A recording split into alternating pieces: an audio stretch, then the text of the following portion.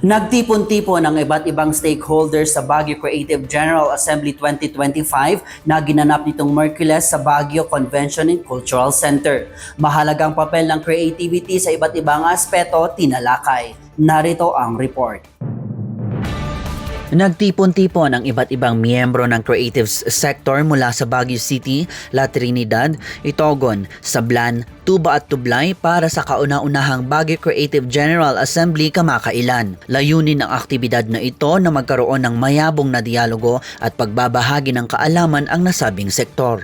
Ito ay upang tugunan ang mga hamon na kinakaharap ng creative industry at tuklasin ang mga oportunidad para sa inklusibo at napapanatiling paglago ng malikhaing ekonomiya. This assembly is a fitting platform for dialogue, collaboration, and knowledge sharing.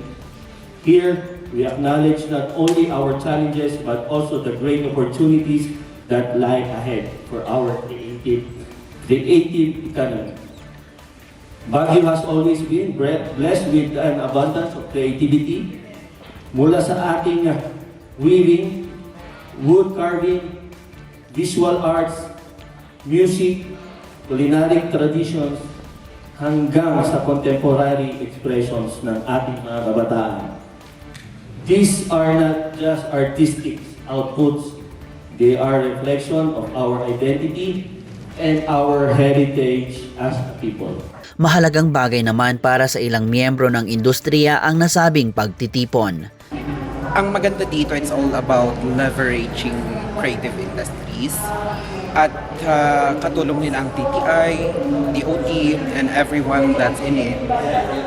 Nakakatulong ito sa maraming sectors like sa akin, sa architecture and the allied arts. Nakaka-inspire, nakaka-accelerate na malaman na maraming programs intended for the creative. Sana magpatuloy ito, then mag-participate pa. Kasi ang nakikita ko sa event na to, parang pilot pa ito. So, hopefully, magtulungan ang bawat isa. Not just the government sectors, pati na rin mga private. Ang aktibidad ay inorganisa ng Creative Baguio City Council o CBCC, ang policy advisory body ng lungsod na siyang nakatuon sa pagbibigay suporta sa creative community. Dinaluhan naman ng creative industry stakeholders, national government agencies, mga lokal na pamahalaan, educational institutions at media partners ang nasabing aktibidad.